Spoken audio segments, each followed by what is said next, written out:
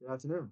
I had my service learning project for this rotation, critical care, at the Arkansas Food Bank, and the entire time I was there, we did some packaging for anybody in Arkansas that needed it, any donation centers that needed it.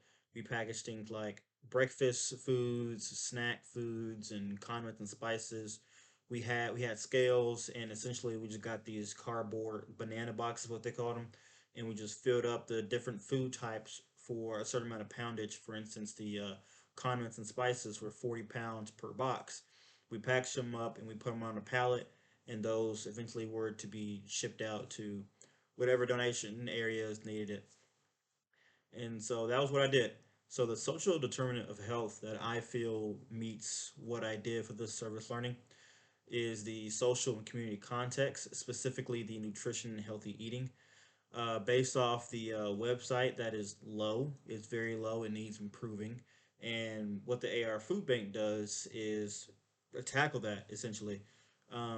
It gets donated food from all over the place. Things like schools, things like jobs. They'll donate it, and all that donations get shipped to AR Food Bank. And then with the help of volunteers like me and others, they would get packaged up and go to whoever needs it. The community resources I thought that would help meet the social determinant of health was the volunteers in the donation centers. So I want to say anywhere from 80 to 90% of the AR Food Bank's workforce is purely volunteers. Every single day, there's anywhere from 10 to 15 people volunteering for this. It's a really cool sight to see. I've been there 3 or 4 times now, and every single time it's been a completely new set of faces. Like it's not the same people over and over again. It's different people. So it's really good. It's really good. And donation centers, these are things like I said earlier, schools, how they'll have some kind of like food drive at school where you bring a cereal box or you bring a some spices or things like that. You donate them and then get something in return for at the well, not really donation then, but essentially you'll donate them and then it'll go to the food bank and then to anybody that needs it.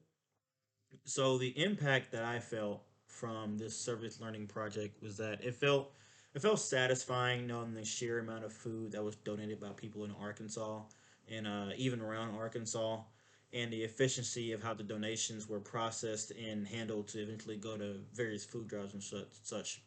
It's a real system they have there. It's very very efficient. There weren't many holes.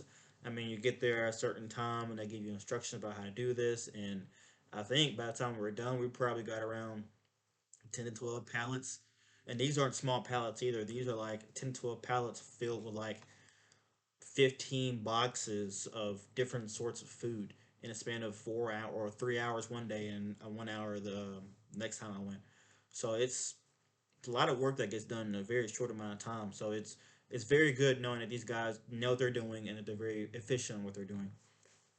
So two takeaways I have from this service learning project. The first one being never to take food for granted. A lot of times, if I'm eating food at home and I get full all of a sudden, I just end up throwing the rest of the food away.